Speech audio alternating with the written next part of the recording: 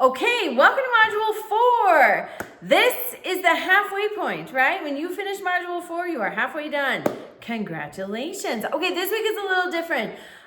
Your discussion this week is a peer discussion, so I have put you into groups. As I understand it, you will see the group of which you are a part when you post your initial post. Also, group discussions are a little bit different than our regular discussions. You only have to reply to one of your group members. Most discussions you have to reply to two of your classmates. This discussion requires that you reply to one of your group members. You're more than welcome to reply to two, but make sure for that discussion that you are following all of the prompts for your initial post. You're following all of the prompts for your replies. That's going to help you get full credit. Check out the guidelines and rubric. That will also help you get full credit. This week we are looking at how the story of history is told by historical associations. If you have one locally, if you're able to, go check it out. I live rurally, and the biggest town near where I live has a historical society. It's fabulous. It's super small, but it's fabulous, and it gives you an idea of the world immediately around you, how it came to be, who the big players were. It's fabulous and very insightful. I really recommend you do that. It's not required for the class, but I recommend that you do that. Okay, and also we're looking at documentaries versus docudramas. So docudramas, those are, you're based on a true story, based on actual events, but they're sensationalized, although sometimes fact is more sensational than fiction. So those are your Lifetime movies, your Hallmarks, they've been dramatized.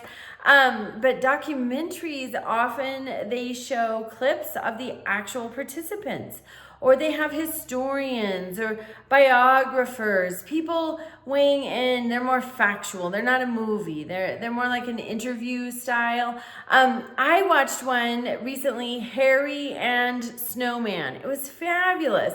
And I noticed maybe it's about a man, a Dutch immigrant after World War II, and a horse. And they became champions, and it was just such a fabulous story. They interviewed him. They had footage of his competitions participating with Snowman. They interviewed his children. That's a documentary. A movie like Man from Snowy River, which as far as I know, is not based on a true story, but that would be more of like the docudrama if it were based on a true story, which I don't think it is, but that's a great movie.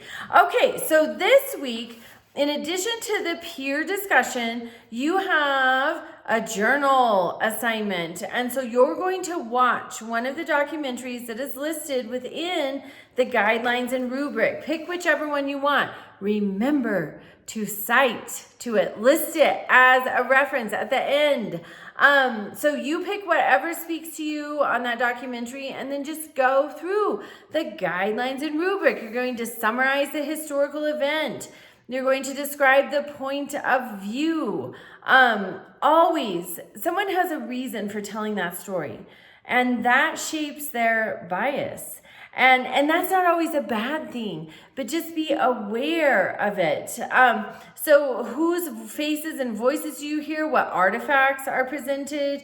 And what interested you about this historical event? Can you relate to it? Do you have family members who can relate to it? What drew you? Did it just sound interesting? And then also, what do you know about the documentary filmmaker? Look them up. That's going to help you get a better idea of why they wanted to tell this story, what they were after. So always check out those guidelines and rubric. Some of you, for the Module 2 assignment, you did not have primary sources. So you may resubmit those with primary sources.